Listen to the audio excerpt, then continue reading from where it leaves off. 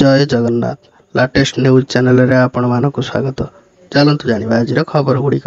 ଆଜିର ପ୍ରଥମ ଖବର, ପୁଣି ମଧ୍ୟାହ୍ନ ଦର ବଢ଼ାଇଲେ ସରକାର। ଡିସେମ୍ବର 1 ତାରିଖରୁ ଲାଗୁ। ପୁଣି ବଢ଼ିଲା ମଧ୍ୟାହ୍ନ ଭୋଜନ ଖର୍ଚ୍ଚ।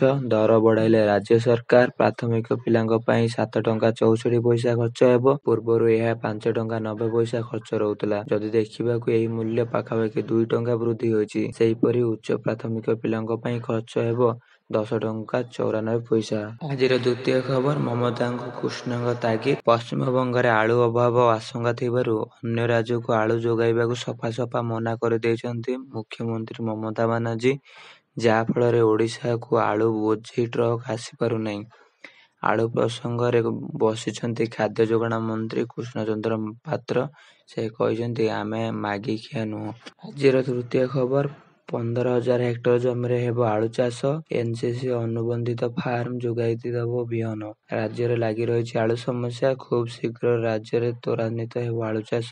ପ୍ରଥମ ଥର ପାଇଁ 15,023 ହେକ୍ଟର ଜମିରେ ଚାଷ ହେବ। ସେଥିପାଇଁ 1,02,964 କ୍ୱିଣ୍ଟାଲ ଉନ୍ନତମାନର ଆଳୁ ବିହନ ଚାଷୀଙ୍କୁ ଯୋଗାଇ ଦିଆଯିବ। ଅଦ୍ୟାବଧି 5,694 ହେକ୍ଟର ଜମିରେ ଆଳୁ ବିହନ ଲାଗିସାରିଛି। ଆଜିର ଚତୁର୍ଥ ଖବର, କଂଗ୍ରେସକୁ ଟାର୍ଗେଟ କଲେ ମୋଦି। ବିଶ୍ୱ ଦେଖିବ ନୂଆ ଓଡ଼ିଶା। ଭୁବନେଶ୍ୱର ସଭାରେ ପ୍ରଧାନମନ୍ତ୍ରୀ ନରେନ୍ଦ୍ର ମୋଦି ଦେଇଛନ୍ତି ବିକାଶର ବାର୍ତ୍ତା। ପ୍ରଧାନମନ୍ତ୍ରୀ କହିଛନ୍ତି, କେନ୍ଦ୍ର ସରକାରଙ୍କ ଫୋକସରେ ରହିଛି ଓଡ଼ିଶା। ଆଉ କେନ୍ଦ୍ର ସରକାର ମିଶନ ପୂର୍ବୋଦୟରୁ ଓଡ଼ିଶା ବିକାଶ ହେଉଛି। ଉତ୍କର୍ଷ ଉତ୍କଳ ଅଭିଯାନରେ ଓଡ଼ିଶା ବିକାଶର ଧାରାକୁ ଆଗେଇ ନେବାକୁ କେନ୍ଦ୍ର ସରକାର ବଦ୍ଧପରିକର ହୋଇଛନ୍ତି। ଆଜିର ପଞ୍ଚମ ଖବର, 48 ଘଣ୍ଟା ମଧ୍ୟରେ ଚାଷୀକୁ ଏମଏସପି ସହାୟତା।